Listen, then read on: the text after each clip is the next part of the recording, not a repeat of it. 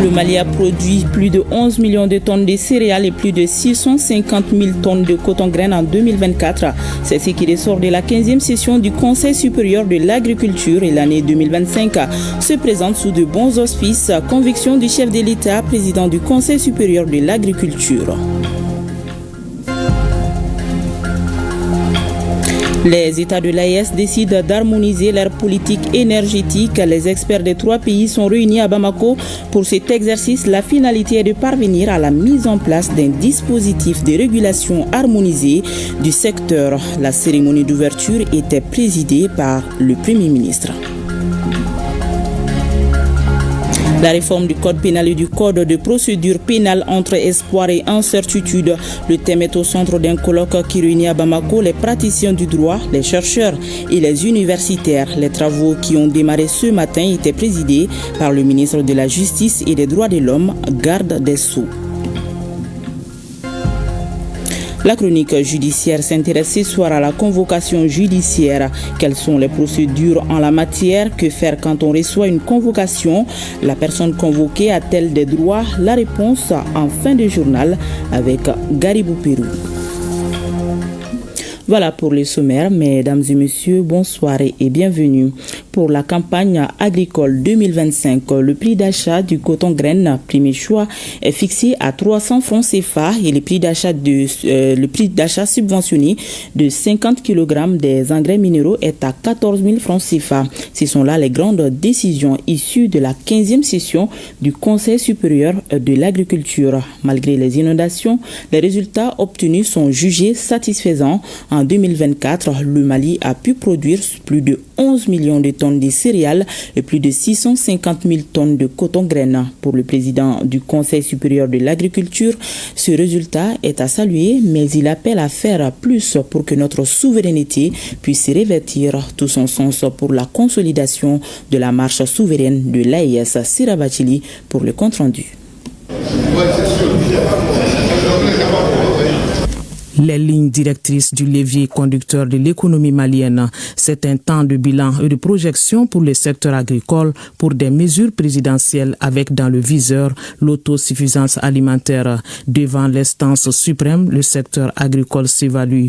En 2024, le Mali a produit plus de 11 millions de tonnes de céréales et plus de 656 000 tonnes de coton-graines. De quoi réjouir le président du Conseil supérieur de l'agriculture, le chef de l'État, général d'armée Assimi Goïta. Il rappelle tout d'abord le sens de ce cadre d'échange du secteur agricole très porteur pour le Mali. Ce rendez-vous annuel constitue un moment privilégié et essentiel où nous nous retrouvons pour échanger sur les défis majeurs auxquels fait face notre agriculture, secteur stratégique et pilier vital de l'économie nationale.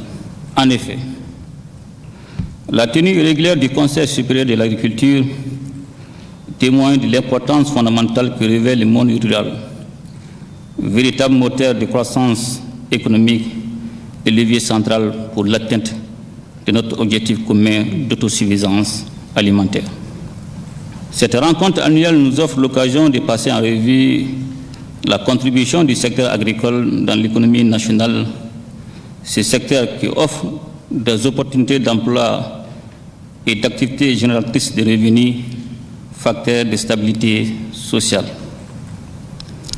Rappelons également que ce secteur contribue largement à la sécurité alimentaire et nutritionnelle, occupe près de 80% de la population active et intervient à environ 40% dans la formation du produit intérieur brut. Entre innovation et technicité, le monde agricole a fait des prouesses avec les moyens de bord pour l'atteinte des objectifs. Sur les 10 recommandations formulées lors de la 14e session, 7 ont été exécutées. Le recensement agricole a fait du chemin avec au compteur à mi-parcours plus de 816 000 exploitations familiales dénombrées. Le président de la transition note la mise en œuvre du plan d'action du gouvernement avec des activités de prise en charge pour éviter le déficit alimentaire en apportant un soutien aux couches vulnérables. Au regard des documents présentés sur la situation agricole de notre pays, je constate avec bonheur les avancées significatives en faveur du monde rural, ainsi toutes les activités majeures retenues par le Conseil supérieur de l'agriculture lors de sa dernière session ont soit été réalisés ou sont en cours de réalisation. Je voudrais profiter de cette occasion pour saluer et remercier les représentants de la profession agricole et les acteurs du monde rural pour leur résilience, leur compréhension des enjeux qui traversent le pays, lesquels s'inscrivent pleinement dans notre ambition collective d'atteindre l'autosuffisance alimentaire pour le peuple malien. C'est en cela que notre souveraineté nationale revêtira tout son sens. C'est la raison fondamentale pour laquelle le secteur de l'agriculture doit continuer de retenir toute notre attention. Il faudra donc innover davantage avec une ouverture à d'autres savoir-faire pour que la productivité agricole pèse dans la balance. Cela en comptant sur les ressources disponibles et en collaboration avec les pays de l'AES. Suggestion présidentielle. La campagne agricole a été marquée par des pluies abondantes, occasionnant des inondations par endroits, des pertes en vies humaines, d'où l'état d'urgence décrété par le gouvernement. Le président du Conseil supérieur de l'agriculture dit acter les résultats présentés. Au sujet du sous-secteur de la production végétale, il ressort des opérations d'évaluation que les crues exceptionnelles ont occasionné la destruction des cultures sur 4,56% des surfaces ensemencées, impactant 101 160 exploitants agricoles. Les pertes de production encourues sont estimées à 647 529 tonnes. Malgré ces pertes, les résultats obtenus au cours de la dite campagne demeurent encourageants, à savoir 11 10 851 tonnes de céréales, 96 750 tonnes de viande contrôlée, 113 218 tonnes de poissons. Je prends acte de ces résultats qui sont satisfaisants dans l'ensemble et si l'on se réfère aux conditions climatiques et sécuritaires difficiles dans lesquelles les activités agricoles se sont déroulées l'année dernière. Des résultats obtenus grâce à la synergie d'action de tous les acteurs, exploitants agricoles, opérateurs économiques et fournisseurs d'intrants ont été félicités par le chef de l'État pour les bonnes actions menées. Le bilan dressé, des projections sont faites pour la nouvelle campagne 2025. Pour la nouvelle campagne 2025 qui s'annonce, je vous exhorte à accorder une importance particulière à la valorisation de notre potentiel agricole à travers l'utilisation accrue des technologies issues de la recherche agricole. Il s'agit de mettre l'accent sur des actions qui visent l'atteinte des objectifs de la vision 2063 et de la stratégie de développement pour l'émergence du Mali 2024-2034. À travers l'amélioration de la recherche et le transfert des technologies innovantes dans les domaines de la production agricole, pastorale et halieutique, nous pourrons veiller à la transformation locale de nos produits locaux afin de créer de la valeur ajoutée, créer des emplois et améliorer les revenus des acteurs impliqués dans les chaînes de valeur des filières concernées, notamment à ceux qui sont les plus vulnérables. Il s'agit en particulier des exploitations familiales agricoles, des femmes et des jeunes, dont l'accès aux facteurs de production, entre autres les crédits, les fonciers et les intrants agricoles, doit être facilité. Le Conseil supérieur de l'agriculture, c'est aussi le moment des annonces, des grandes décisions pour le secteur. Le président du Conseil supérieur de l'agriculture donne des précisions sur les prix des intrants agricoles. Le prix d'achat du kilogramme de coton graine premier choix est de 300 francs CFA. Le prix d'achat subventionné du sac de 50 kg des engrais minéraux est de 14 000 francs CFA. Le prix d'achat subventionné du sac de 50 kg des engrais organiques est de 3 000 francs CFA. Le prix d'un kilogramme de semences de maïs hybride est de 1 500 francs CFA. Le prix d'un kilogramme de biostimulant Ovalis est de 17 500 francs CFA le kilogramme. Un discours de mise au point avec des orientations ponctuées de souhaits pour une bonne pluviométrie, la garantie d'une bonne production agricole. Et cette 15e session du Conseil supérieur de l'agriculture était un cadre propice pour faire l'évaluation de la campagne écoulée et les projections pour les 3 années à venir. Déjà, la campagne 2025 se présente sous de bons auspices avec un budget prévisionnel de plus de 161 milliards de francs CFA. Elle prévoit plus de 11 millions de tonnes de céréales, plus de 15 000 tonnes de lait collecté et 128 880 tonnes de poissons frais. Compte rendu, Nyanya Aliou Traoré. Du poisson tout frais trônant au milieu de la salle de banquet de Koulouba. Du coton aux céréales en passant par les fruits et légumes produits au pays. Un décor qui montre bien la vitalité et la robustesse du monde agricole malien. Ce dernier ne s'en cache d'ailleurs pas et remercie chaleureusement les autorités de la transition pour leur engagement indéfectible aux côtés des paysans. Cette rencontre est d'importance capitale pour la profession agricole. Elle est encore une occasion opportune pour remercier chaleureusement le président de la transition, chef de l'État, son Excellence le général d'armée Assimi Goïta, pour toutes les facilités accordées à la profession agricole afin qu'elle puisse pleinement jouer sa partition dans le processus de développement enclenché par la transition. Mes sincères remerciements vont également au Premier ministre, chef du gouvernement et à l'ensemble des membres du gouvernement, à tous les partenaires techniques et financiers pour les accompagnements multiformes au quotidien. Cette 15e session du Conseil supérieur de l'agriculture offre l'occasion de montrer au président de la transition les merveilles dont dispose notre pays dans l'atteinte de l'autosuffisance alimentaire. Elle permet aussi de rassurer sur l'état des lieux du domaine en pleine mutation. En production végétale, les réalisations ont atteint 99% avec un effet marqué sur les productions de céréales qui ont atteint 11 10 851 tonnes et 656 679 tonnes pour le coton grain. Quant aux productions animales, les réalisations sont à hauteur de 68% et portent essentiellement sur 96 750 tonnes de viande contrôlée, 10 576 tonnes de lait collecté et 12 014 vaches inséminées. Les productions halieutiques et aquacoles, 113 218 tonnes de poissons, soit 91% de réalisation. Et le RGA a mobilisé 5 575 agents, dont 26% de femmes.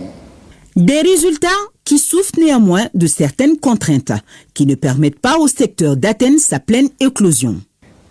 Les difficultés majeures de la profession agricole se résument comme suit. L'indisponibilité des semences prolifiques et des intrants de qualité, l'aménagement et l'accès des terres agricoles et l'accès à l'eau notamment pour les femmes et les jeunes, la mécanisation agricole, la promotion de l'entrepreneuriat féminin et des jeunes ruraux, l'exploitation de nos terres agricoles par les miniers, la stabilisation du cheptel malien conformément aux conclusions de la 14e session du CSA, la transformation et la commercialisation des produits agricoles, d'élevage, de pêche et d'agroforesterie. Au niveau du bilan, nous avons enregistré certaines contraintes qui sont entre autres l'inondation avec des effets néfastes par endroits sur les productions céréalières, le coton, les productions animales et halieutiques, notamment le bétail et le poisson. L'insuffisance du personnel d'encadrement, les difficultés liées à l'approvisionnement des exploitants agricoles en intrants agricoles, l'insécurité dans certains bassins de production, l'insuffisance d'alevins de souches performantes, l'insécurité foncière dans certaines zones de production agricole. Qu'à cela ne tienne, à chaque zone de culture, ses difficultés. Mais le gouvernement veille au grain. Le ministre Kéléma d'exposer à la séance les solutions apportées par les autorités pour soulager les acteurs agricoles. Au niveau des productions végétales, la distribution de 37 179,5 tonnes d'engrais issus du don de la Russie, l'urée, et l'engrais du programme de résilience au niveau du Sahel, PRSA. Au niveau des productions animales, la mise à disposition de 29 460 tonnes d'aliments bétail découlant de la trituration de 36 825 tonnes de graines de coton accordées par le président de la transition et président du Conseil supérieur de l'agriculture pour 2308 bénéficiaires, dont 232 femmes. Au niveau des productions halieutiques et aquacoles, la mise en place de 80 tonnes d'aliments poissons. En matière de santé animale et de santé publique vétérinaire, il y a la production de 36 280 000 doses de vaccins, soit 67%, et la vaccination de 41 60 000 têtes, soit 54%. Au niveau de la sécurité alimentaire, il y a la distribution gratuite de 19 445 tonnes de céréales à 1 163 830 personnes vulnérables. Et les aménagements et équipements agricoles à travers la réalisation de 4 114 hectares et l'équipement de 609 exploitations, la mise en place de 1500 commissions foncières, dont 994 en 2024. L'agriculture est et reste l'un des piliers de la souveraineté d'une nation. Pour atteindre cette souveraineté, la fêtière fait quelques propositions au pouvoir public. Mettre en place les coopératives d'utilisateurs de machines agricoles en commun qui constituent un levier pour booster la production et la productivité au Mali. Déposer dans une banque de la place les subventions de l'État accordées aux producteurs en vue de faciliter l'emprunt bancaire à un taux bonifié et mettre en place un prélèvement sur l'importation et la commercialisation des produits et sous-produits agricoles. Les perspectives 2025 et les projections 2026-2027 sont prometteuses. Rappelons que 10% du budget national sont alloués à l'agriculture par les autorités du pays. Son développement demeure donc une priorité. La programmation au titre de l'année 2025, objectif de production végétale, 11 696 721 tonnes, toutes céréales confondues, et 682 000 tonnes de coton graines. Nous avons d'autres prévisions qui sont là, programmation qui portent sur la pomme de terre, l'oignon, l'échalote, aussi la mangue et d'autres productions végétales. Au niveau des objectifs de production animale, 15 816 tonnes de lait à collecter, 203 441 tonnes de viande contrôlée et 684 722 585 œufs de consommation et 10 288 577 sujets de poulet de chair et 18 000 inséminations, races laitières. Concernant les objectifs de production halieutique et aquacole, il est prévu 128 880 tonnes de poissons frais. Petit pour l'avis du Conseil supérieur, la création des interprofessions poissons, lait, aviculture, suivant l'article 175 de la loi d'orientation agricole. Et en deuxième point, l'institutionnalisation de la journée du poisson suivant l'article 193. Et le troisième point porte sur l'adoption de la politique nationale du Conseil agricole. La mise en place de l'assurance agricole et la protection sociale des exploitants agricoles, l'installation d'unités de production d'aliments poissons locales ou encore le renforcement des capacités du Centre national d'insémination artificielle pour booster la production en viande et en lait font également partie des initiatives exposées par le président Sylla pour la conquête stratégique de la souveraineté alimentaire et nutritionnelle du Mali.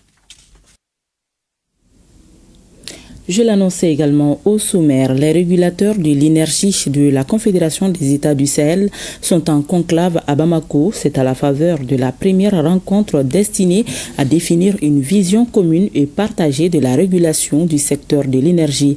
La finalité est la mise en place d'un dispositif de régulation harmonisé du secteur.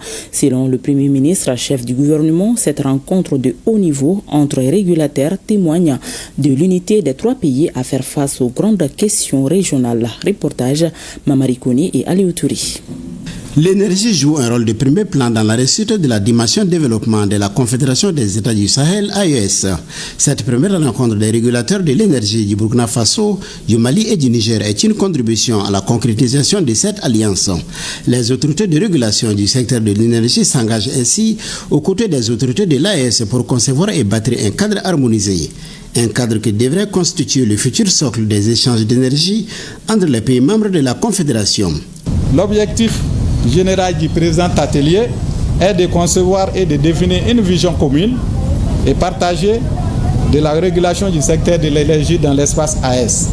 De façon spécifique, il s'agit de définir une vision commune et partagée de la régulation, de mettre en place un dispositif de régulation harmonisé du secteur de l'énergie et d'élaborer une feuille de route pour la mise en place de ce dispositif, afin de définir pour chaque étape les objectifs spécifiques à atteindre et le chronogramme de mise en œuvre. Les autorités du Mali qui assurent la présence de la Confédération des États du Sahel se réjouissent d'abriter cette première rencontre consacrée à l'énergie dans l'espace commun.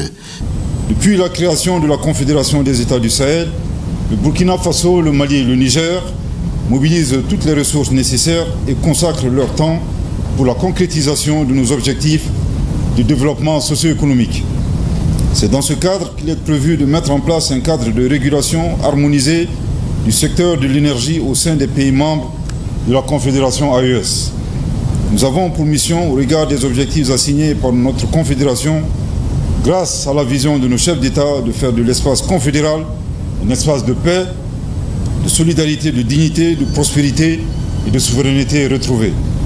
À travers le leadership de nos leaders, leurs excellences le capitaine Ibrahim Traoré, président du Faso, le général d'armée Abdourahmane Tiani, président de la République du Niger, et le général d'armée Assimi Goïta, président de la transition, chef de l'État du Mali, et président de la Confédération AES.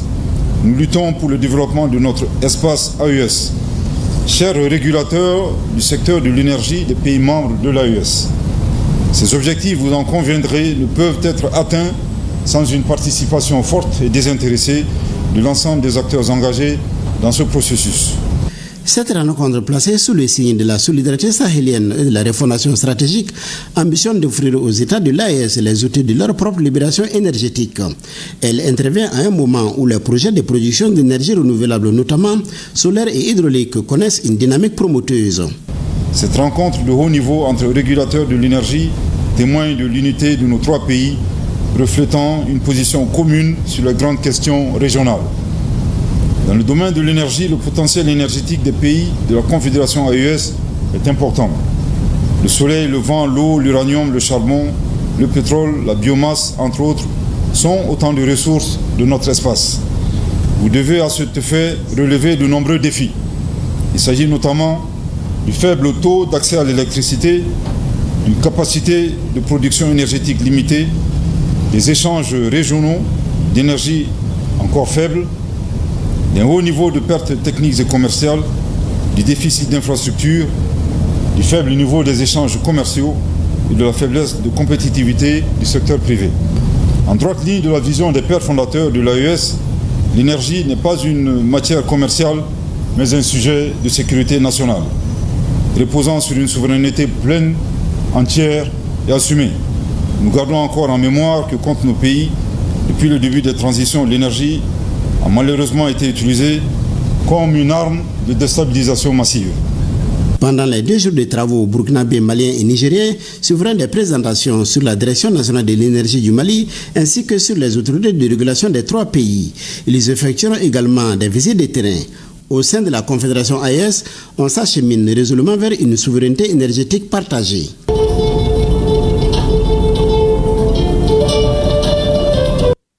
Toujours dans le même registre, l'association de formation et d'appui au développement, organisation non gouvernementale AFAD, a organisé une rencontre d'échange et de partage avec les services techniques et les organisations de la société civile.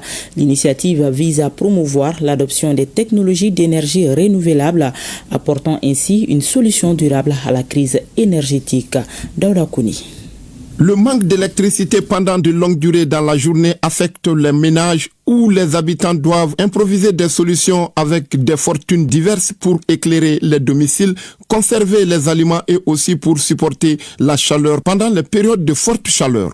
C'est dans ce contexte que l'association de formation et d'appui au développement organisation non gouvernementale AFAD accompagne les efforts des autorités du Mali dans la promotion des énergies renouvelables à travers l'organisation de cet atelier d'échange multi-acteurs sur les potentialités en matière d'énergie renouvelable. Plusieurs initiatives privées existent, mais souvent méconnues ou peu vulgarisées. L'atelier aura pour objectif de faire connaître les différentes potentialités en vue de leur valorisation. Nous restons convaincus que votre collaboration contribuera à améliorer la promotion du secteur des énergies renouvelables en particulier et du secteur de l'énergie en général. Ils sont une quarantaine de participants à prendre part à ce cadre d'échange et de partage pour une amélioration du cadre de vie en matière d'énergie au Mali. Le présent atelier est une belle initiative de l'ONG AFAD dans le cadre d'un partenariat avec les organisations de la société civile africaine œuvrant dans la promotion des énergies renouvelables au sein de la coalition CAFER. Il cadre parfaitement avec la vision 2063 qui prévoit qu'au moins 9 Maliens sur 10 aient de l'électricité et ambitionne à 70% la production d'énergie provenant des sources renouvelables au Mali à l'horizon 2063. À l'issue de l'atelier, un rapport assorti d'un plan d'action sera produit, validé et partagé avec tous les acteurs pour une synergie d'action en matière d'énergie renouvelable au Mali. Ouverture ce matin de la 10e session de la conférence des ordres d'architectes des pays membres de l'UEMOA. La session réunit à Bamako les représentants des différents ordres d'architectes de la sous-région. Il s'agit pour les participants de discuter de l'avenir de la profession et son adaptabilité au changement climatique. Les détails avec Alousseni Touri. Dialogue, partage d'expériences et mutualisation des efforts pour la reconnaissance de leur corporation, ce sont les principaux défis affichés par les architectes des pays membres de l'Union économique et monétaire de l'Afrique de l'Ouest. Réunis à Bamako pour tenir la 10e session de la conférence des ordres des architectes des États membres de l'UEMOA, ils entendent ainsi renforcer leur collaboration. Nous accueillons avec fierté cette rencontre, fruit d'une collaboration étroite entre l'UEMOA et nos différentes institutions nationales, est placée sous le signe du dialogue, du partage d'expériences et de la mutualisation des efforts pour la reconnaissance et la valorisation du métier d'architecte dans notre sous-région. Au-delà des échanges techniques, des réflexions stratégiques, cette session de la conférence est aussi une opportunité de renforcer l'intégration de nos peuples à travers la culture bâtie et l'aménagement harmonieux de nos territoires. Le représentant de l'UEMOA a salué le dynamisme de la conférence des ordres d'architectes de la communauté, dont les résultats vont au-delà des attentes. Cette session permettra de faire le bilan de l'état d'avancement des transpositions de la directive nationale, mais aussi harmonisation des règles régissant la profession d'architecte au sein de l'UEMOA. Elle sera également occasion de faire le point de la mise en œuvre des recommandations de la dernière session et sur l'état d'avancement de la transposition de la directive relative à l'harmonisation des règles régissant la profession d'architecte dans l'espace UEMOA. D'examiner le projet des tests portant l'adoption des valises pédagogiques relatives à la formation d'architecture dans l'espace UEMOA et de faire le bilan des activités du bureau sortant et examiner et adopter le programme d'activité du bureau entrant de la conférence. L'enjeu fondamental de cette session demeure la libre circulation et le droit d'établissement des architectes dans l'espace UEMOA, dira le secrétaire général du ministère en charge de l'urbanisme. Parmi les objectifs majeurs de cette conférence figure un enjeu fondamental, la libre circulation et le droit d'établissement des architectes dans l'espace UEMOA. En effet, l'architecte n'est pas un simple technicien de la construction. Il est un acteur culturel, économique, social, porteur d'une vision du territoire. Assurer sa mobilité entre nos États, c'est davantage mutualiser les compétences, une mise en concurrence saine, mais aussi un enrichissement des pratiques et des approches. Cela suppose l'harmonisation des cadres réglementaires, la reconnaissance mutuelle des qualifications et surtout une volonté politique partagée. Les changements climatiques, par leurs effets difficiles à maîtriser, mettent les architectes en première ligne dans l'adaptation des habitats qui se doivent d'être résilients et durables. Je le disais, les travaux du colloque sur la réforme du code pénal et du code de procédure pénale entre espoir et incertitude ont démarré ce matin à Bamako. Il est organisé par le Centre d'études, de recherche et de prospective en Afrique et le cabinet d'avocats Dauphiny Consult. Ces colloques doivent permettre aux chercheurs, universitaires et praticiens du droit de s'imprégner des enjeux de la réforme des textes en vigueur. C'est le ministre de la Justice et des Droits de l'Homme, Garde des Sceaux, qui a présidé l'ouverture des travaux. Rendu Mohamed Kayantao et Oumar Katraouri. Le code pénal et le code de procédure pénale, deux textes dont la réforme est au centre des préoccupations des autorités. Et le sujet réunit une fois de plus les praticiens du droit, les chercheurs et les universitaires à ce premier colloque sur le thème « La réforme du code pénal et du code de procédure pénale entre espoir et incertitude ». 2 jours sont donc mis à profit pour évoquer les défis et difficultés de la justice malienne. L'avocat cesse d'être avocat lorsqu'il s'écarte du droit. Il devient un charlatan. Les magistrats cessent d'être magistrats lorsqu'il s'écarte du droit. Il devient un commerçant. L'huissier bricole lorsque sa boussole n'est plus le droit. Les notaires, en s'écartant du droit, devient un faussaire.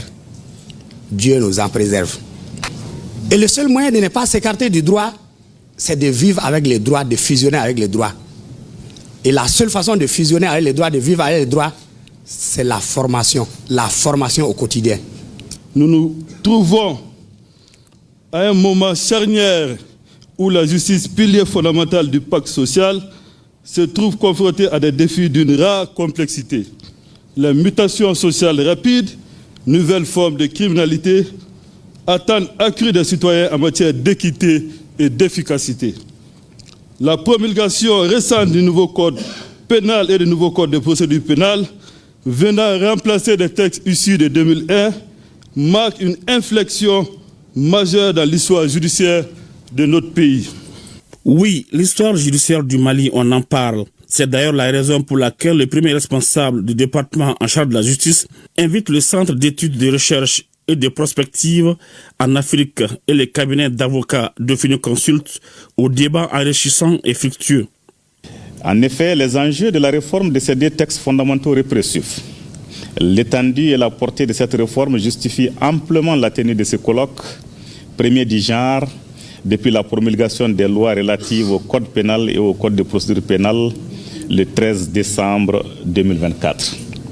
Le nouveau code pénal et le nouveau code de procédure pénale, qui se caractérise par une approche d'agrégation et d'innovation.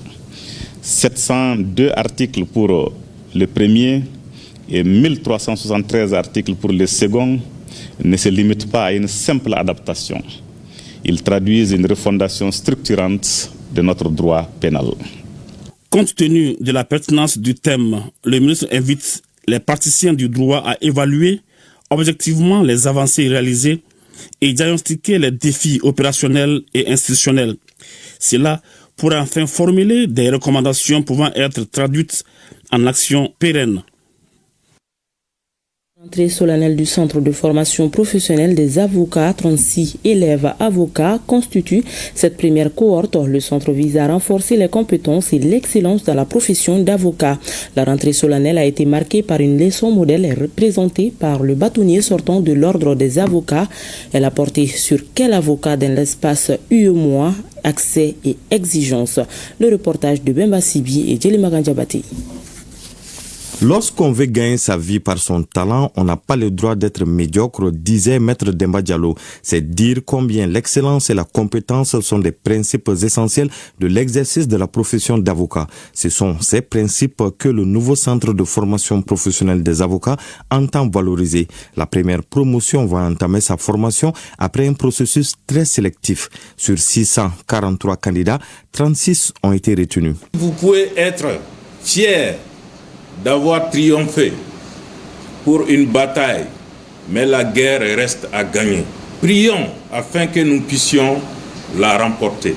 Vous bénéficierez d'enseignements de qualité, dispensés par des professionnels expérimentés et d'excellents professeurs de faculté, composés des nationaux aussi bien que d'étrangers. Vous aurez l'avantage d'être formés dans des matières qui n'ont jamais figuré dans le programme de formation des avocats au Mali.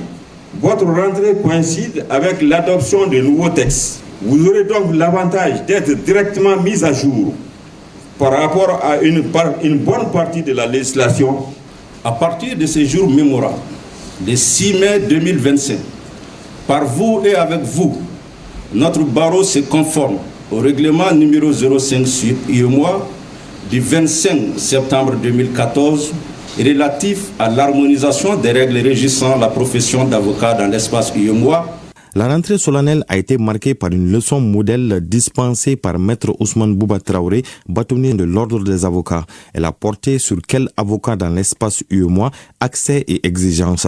Occasion pour Maître Traoré d'édifier les élèves avocats sur l'importance de l'éthique et la déontologie, la collaboration entre l'avocat et les autres corporations de la justice ou encore de rappeler l'évolution des conditions d'accès à la profession. C'est un cheminement. Ce cheminement indique le parcours qu'a fait la profession d'avocat.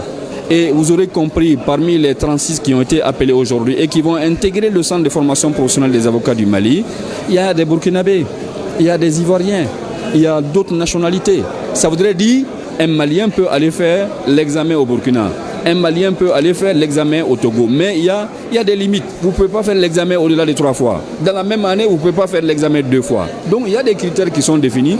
Et vraiment, ceux qui sont admis aujourd'hui, que j'appelle des élèves avocats, ils constituent notre fierté. Ces 36 élèves avocats vont faire 12 mois de formation théorique et pratique. À terme, ils feront l'examen du CAPA, le certificat d'aptitude à la profession d'avocat. Le centre ambitionne d'être une référence dans la sous-région en matière de formation d'avocats compétents et engagés dans la défense des droits et libertés. Et ce communiqué, le procureur général près la cour d'appel de Bamako informe l'opinion nationale et internationale que depuis quelques jours, des individus mal intentionnés se livrent à des appels à la haine, à des manifestations occasionnant de graves troubles à l'ordre public et tiennent des propos désobligeants à l'égard des autorités administratives et judiciaires. Ces propos et agissements sont de nature à dresser les citoyens les uns contre les autres et constituent un terreau favorable pour les criminels, y compris les terroristes, dans le but d'ébranler la paix, la quiétude et la tranquillité sociale. Le procureur général informe l'opinion qu'il a ordonné à tous les procureurs de la République du ressort de la Cour d'appel de Bamako de veiller scrupuleusement à la préservation de l'ordre public et de ne tolérer aucune violation de la loi, quel qu'en soit l'auteur. Il rappelle que la justice sévira avec la dernière rigueur contre de tels agissements et se fera le devoir d'identifier, localiser et interpeller les auteurs de ces faits conformément à la loi. En conséquence, il sait pouvoir compter sur l'esprit civique et la compréhension de toutes et de tous pour observer le calme et la retenue nécessaire et de dénoncer les auteurs des agissements contraires à la loi. Les lampions de la première édition du festival Tombouctou La Saltéré se sont éteints hier à Tombouctou. Cette messe culturelle a permis aux spectateurs venus de l'intérieur et du reste du pays d'approfondir leurs connaissances sur la culture tombouctoutienne dans son ensemble.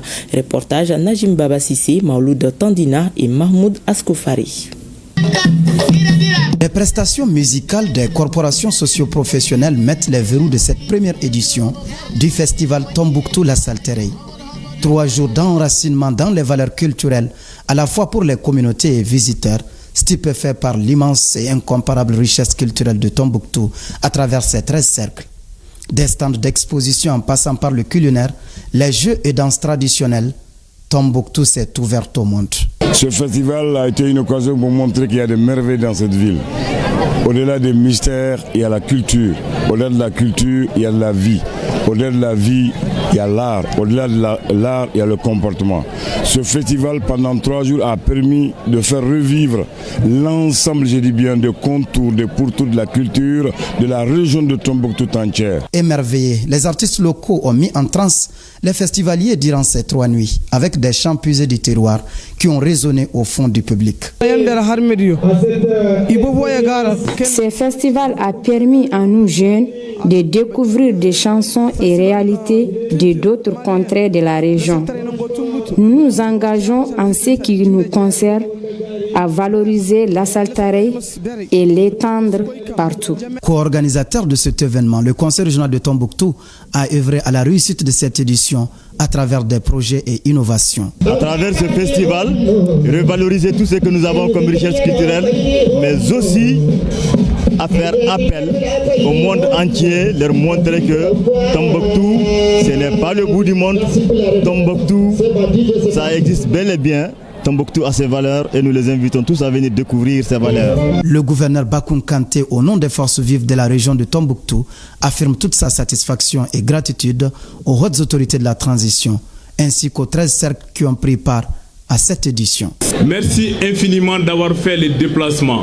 Merci infiniment d'avoir accepté de rehausser les niveaux, l'éclat de cet événement. Au départ, que nous pensons que c'était un petit événement, mais il est devenu un grand événement grâce à l'implication de tous et surtout votre présence ici. Ce festival, c'est le vôtre. C'est vous qui avez voulu que ce festival-là soit un grand festival. Encore merci infiniment à vous. Je remercie sincèrement Monsieur le gouverneur qui m'a associé à cette activité impressionnante. Je vous assure que Tombouctou, la Saltaré, va rester dans les annales. Initialement, c'était juste une idée sur papier. C'était des cartes qu'on a vues. C'était des images qu'on a vues à la télé pour le lancement. Il fallait être ici pendant ces 3 jours pour savoir exactement de quoi il s'agit. Je vous assure que c'est impressionnant. Et je vous assure sincèrement que nous avons de quoi rapporter à Bamako, raconter aux autres et surtout raconter au président de la transition. Ces potentialités culturelles prouvent à suffisance que la région de Tombouctou est apte à relever les défis de la Biennale artistique et culturelle 2025, dont elle a en charge l'organisation en décembre prochain. Nous restons dans la cité des 333 Sangs où le ministre de l'Entrepreneuriat national, de l'Emploi et de la formation professionnelle a donné espoir à plusieurs femmes et jeunes filles. Cette couche a été formée dans des activités régénératrices de revenus et a reçu par la même occasion des équipements qui devront lui permettre de s'installer. Plusieurs projets d'autonomisation de femmes ont également été lancés. De Tombouctou, le compte-rendu de Idrissa Goulou Sissoko.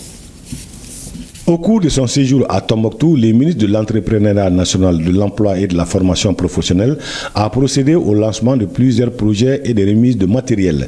30 jeunes apprentis ont été formés et dotés de permis de conduire. Lancement d'un projet à l'intention de 100 personnes femmes rurales, primo-demandeurs d'emploi et victimes d'inondations. Le projet piloté par la Chambre régionale d'agriculture est doté d'un budget de 50 millions de francs CFA pour une durée de 6 mois, va concerner les cercles de Diré, Gundam, Tombouctou, Gourmararous et Niafunki.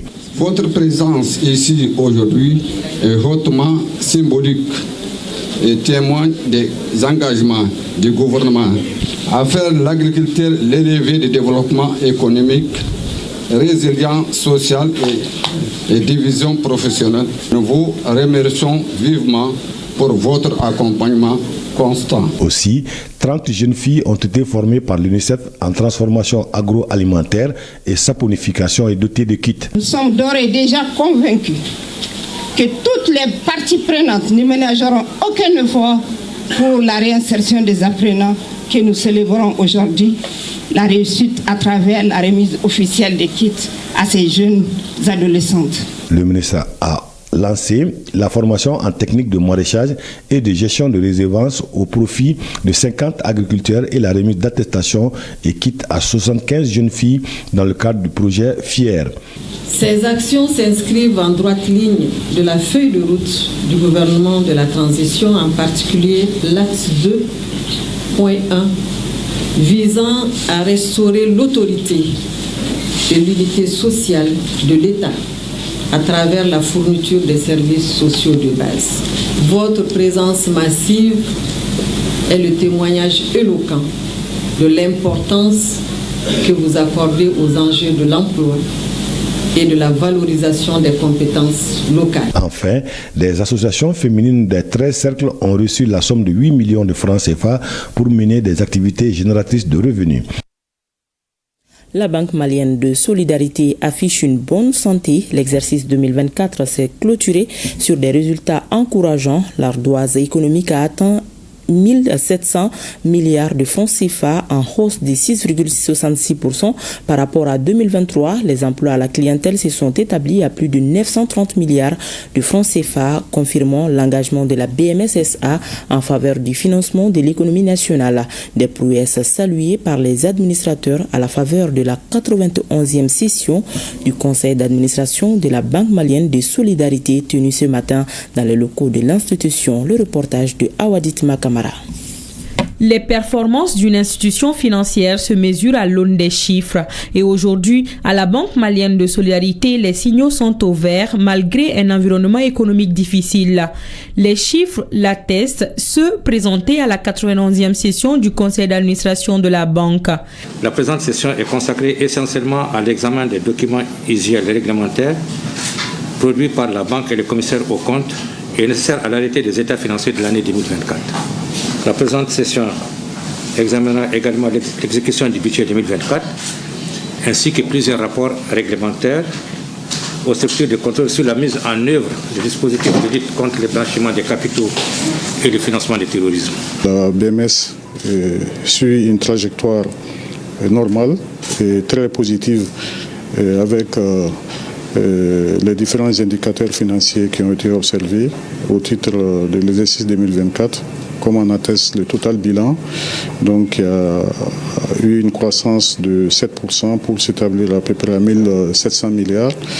Et ensuite, les résultats notamment liés à la performance de la banque, notamment des PNB, donc il y a aussi cru jusqu'à 66 milliards.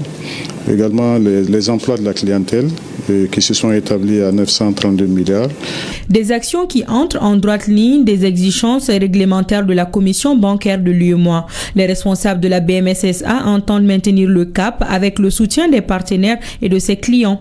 Pour l'année en cours, l'institution financière s'inscrit dans une dynamique d'innovation et d'engagement, et cela en mettant l'accent sur le développement économique du pays. Les perspectives pour l'année 2025 porteront essentiellement sur les renforcements des projets digitaux auprès de notre clientèle, notamment le côté monétique sur lequel la banque a beaucoup investi, donc également les produits digitaux, donc en commun accord avec les partenaires de téléphonie. Donc la banque est en train de digitaliser beaucoup de process également à l'interne pour permettre aux clients d'accéder directement à leur épargne. Donc ensuite les parcs digitaux. Les parcs digitaux se renforcent aussi bien à l'interne qu'à l'extérieur du Mali. Et c'est sur ces notes d'espoir que les administrateurs se sont quittés en attendant la prochaine session qui doit évaluer la mise en œuvre de la nouvelle feuille de route. En conseil des ministres du mercredi 30 avril 2025, la loi portant charte des partis politiques et celle relative au statut du chef de file de l'opposition a été abrogée. Quelles sont les répercussions de cette décision? Abrogation signifierait-elle dissolution? Pour mieux comprendre, nous avons approché le politologue Dr Abdoul Sogodogo, vice-doyen de la faculté des sciences administratives et politiques. Il nous donne plus de précisions au micro de Youssouf Diakité. Il faut dire clairement que l'abrogation de la charte des partis politiques ne signifie pas la dissolution des partis politiques. Mais elle crée quand même un vide juridique dans l'exercice de leur activité. puisque les textes qui régissaient leur activité n'existent plus. Cela implique que les partis politiques devront désormais se réorganiser sur la base de la nouvelle loi à venir. Donc une fois que cette loi sera là, voilà, elle va dire comment les partis politiques doivent se constituer, doivent exercer leur activité. S'il est vrai que cette abrogation de la charte ne signifie pas la dissolution des partis politiques, a priori, elle ne signifie pas aussi la suspension de leur activité. Mais l'intelligence voudrait que les partis politiques soient assez attentifs parce que leur activité doit s'inscrire dans un cadre juridique. Dans le cadre de la Journée internationale de la liberté de la presse, l'URTEL, Union des radios et télévisions libres, a organisé ce matin à la Maison de la Presse une conférence débat sur le thème « Le rôle des radios de proximité dans la consolidation de la paix, la cohésion sociale et le développement communautaire au Mali ». L'objectif de cette conférence est de rappeler aux professionnels de médias le rôle crucial que jouent les radios de proximité dans la promotion et la consolidation de la paix au Mali. Le point avec Sidou Traoré et La thématique, le rôle des radios de proximité dans la consolidation de la paix, la cohésion sociale et le développement communautaire au Mali, a été présentée et expliquée par l'un des pionniers des radios de proximité au Mali. Daouda Mariko, ancien président de l'URTEL, attribue les succès des radios de proximité dans la promotion de la paix à un environnement favorable. Tout part de la maîtrise de l'environnement. Parce qu'une radio, elle est créée pour un ensemble de communautés. Donc si vous n'avez pas une connaissance approfondie de cette